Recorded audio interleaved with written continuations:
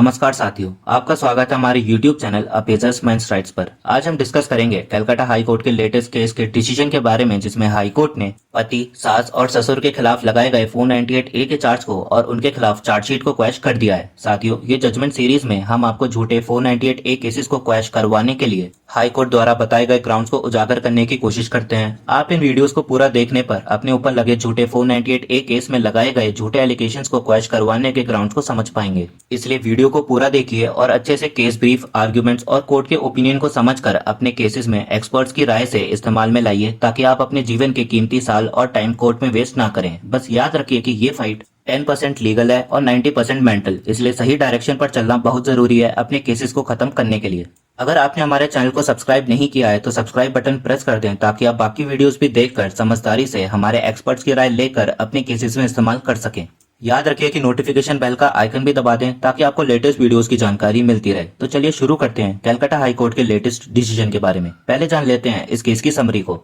इस केस में Calcutta high court ने यह कहा कि इस केस में ऐसा कोई मटेरियल नहीं मिला है जिससे पति, सास और ससुर के खिलाफ जुर्म साबित हो सके, और जो एलिगेशंस वाइफ के द्वारा उन पर लगाए गए हैं वो बहुत जनरल हैं। कोर्ट ने यह भी कहा कि चार्जशीट में बताए गए फैक्ट्स के अनुसार पति, सास और ससुर पे कोई जुर्म नहीं बनता है, और ये केस सिर्फ पति, सास और ससुर को हैरेस करने के लिए फाइल किया गया है, और इसलिए हाई कोर्ट ने पति, सास और ससुर के खिलाफ प्रोसीडिंग्स और चार्जशीट को क्वैश कर दिया। अब इस केस के फैक्ट्स के बारे में जान लेते हैं। इस केस के अनुसार वाइफ और हस्बैंड की शादी साल 2006 में हुई थी, और शादी के अगले दिन से ही वाइफ ने सारे गिफ्ट्स, पति, सास और ससुर के गहने और बाकी सामान अपने पास रखना शुरू कर दिया था। और पति, सास और ससुर ने भी वाइफ को पूरी छूट दे रखी थी कि वो कोई भी बैंक के डॉक्यूमेंट्स, ATM कार्ड्स, गहने जब चाहे ले सकती है। शादी के बाद से ही वाइफ अपने पति, सास और ससुर के ऊपर बहुत अत्याचार करती थी, और रोजाना किसी न किसी बात पे पति, सास और ससुर से झगड़ा करती थी। पर सास और ससुर अपनी बेटी की खुशी के कारण वाइफ को अपनी बेटी की तरह रखते थे, और ये उम्मीद करते थे कि एक दिन वाइफ उनसे प्यार और इज्जत से पेश आएगी। और जब वाइफ के बच्चे हुए तो वाइफ के बुरे व्यवहार और बच्चों पे ध्यान ना देने की वजह से पति, सास और ससुर ही बच्चों की देखभाल करते थे। साल 2018 में एक दिन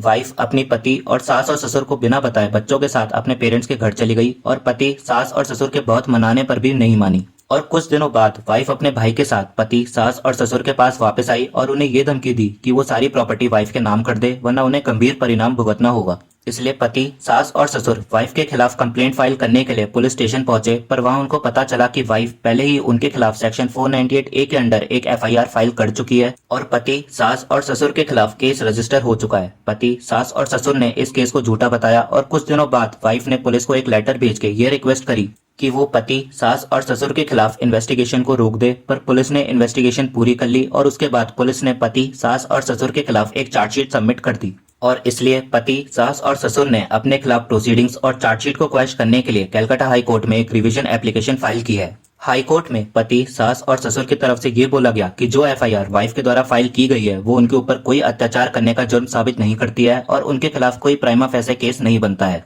पति, सास और ससुर की तरफ से ये भी बोला गया कि चार्जशीट में वाइफ के स्टेटमेंट के अलावा सिर्फ वाइफ के भाई और फादर के ही स्टेटमेंट रिकॉर्ड हुए हैं, और चार्जशीट के आधार पर उनके खिलाफ कोई कॉग्निजेबल जुर्म नहीं बनता है। और इसलिए पति, सास और ससुर ने हाई कोर्ट से ये प्रे किया कि उनके खिलाफ प्रोसीडिंग्स और चार्जशीट को क्वैश कर दिया जाए। दूसरी तरफ वाइफ की तरफ से एक केस डायरी सबमिट की गई, जिसमें वाइफ के फादर और भाई के स्टेटमेंट्स रिकॉर्ड हुए थे, और वाइफ की तरफ से ये प्रे किया गया कि पति, सास और ससुर के द्वारा फाइल की गई रिवीजन एप्लीकेशन को डिसमिस कर दिया जाए। सारे पक्षों को और सारी बातों को सुनने के बाद कोर्ट की तरफ से ये कहा गया कि वाइफ ने FIR फाइल करने के 17 दिन बाद ही अपना मन बदल लिया, जिससे ये पता चलता है कि वाइफ ने अपने पति, सास और ससुर के खिलाफ FIR सिर्फ गुस्से में फाइल कर दी थी। कोर्ट की तरफ से ये भी कहा गया कि वाइफ ने FIR फाइल करने के कुछ दिन बाद ही पुलिस को एक लेटर भेज दिया था, जिसमें वाइफ ने पुलिस से इन्वेस्टिगेशन को आगे ना बढ़ाने की रिक्वेस्ट की थी, और जो एलिगेशंस वाइफ ने अपने पति, सास और ससुर पे लगाए हैं वो बहुत जनरल हैं, और वाइफ ने FIR सिर्फ पति, सास और ससुर को हैरेस करने के लिए फाइल करी है। कोर्ट ने यह भी कहा कि इस केस में ऐसा कोई मटेरियल नहीं मिला है जिसके आधार पर पति, सास और ससुर के खिलाफ कोई कॉग्निजेबल जुर्म साबित हो सके, और इस केस के फैक्ट्स पति, सास और ससुर के खिलाफ कोई जुर्म नहीं बनाते हैं, और इसलिए कलकत्ता हाई कोर्ट ने ये डिसीजन लिया कि पति, सास और ससुर के खिलाफ प्रोसीडिंग्स और चार्जशीट को क्वैश किया जाता है।